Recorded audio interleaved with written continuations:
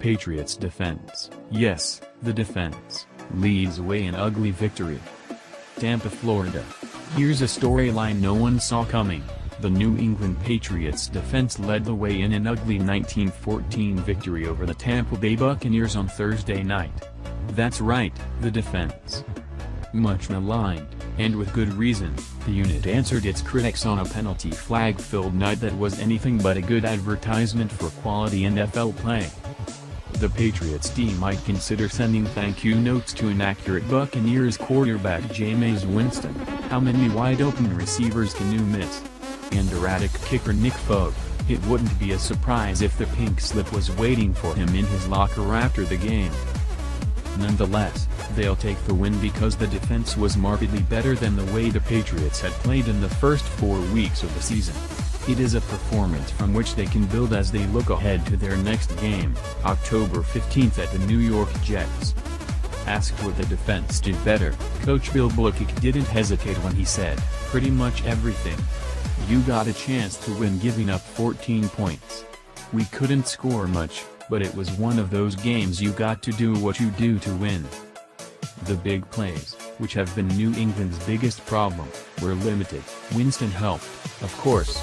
Cornerback Stephon Gilmore, coming off a disastrous game in Week 4, matched up mostly against receiver Mike Evans and held him in check, 5 catches for 49 yards. After the game, Gilmore said, "I think that's when you get the best out of me. When I'm following a guy and studying this guy, I was out to prove something." With Gilmore on Evans, it meant fellow cornerback Malcolm Butler checked Deshaun Jackson. The overall coverage was tighter. The communication was better. And there was more energy. "You can build off this as a defense," said safety Devin McCourty, one of the team's captains. "You can't build when you're cutting guys loose, so today was obviously a step in the right way." Of Gilmore and Butler matching up against Evans and Jackson, McCourty said, "Those aren't two easy guys to cover. I think that really helped settle the game plan down, knowing we have Stephon Evans and Malcolm Jackson, and we know those two guys love that. They love to go out and compete, and be out there on islands one-on-one against guys. That helps the defense when we know those two guys are good." It was the turnaround the defense needed after it struggled against the Carolina Panthers on Sunday.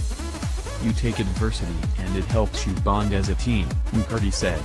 "We had to come together, we had to stick together through a rough Sunday and on a short week when we couldn't practice hard and run around. We had to talk to each other, communicate through walkthroughs and trust each other. I thought that's what helped us, depending on each other." Still, it was far from perfect overall, as evidenced by 2 boneheaded penalties for roughing the passer at the end of the second quarter that inexcusably give the Buccaneers a chance at a 56-yard field goal. But Folk missed that one, and then was wide left on attempts of 49 and 31 yards in the fourth quarter. The final miss bailed out the defense, which was tiring into the fourth quarter.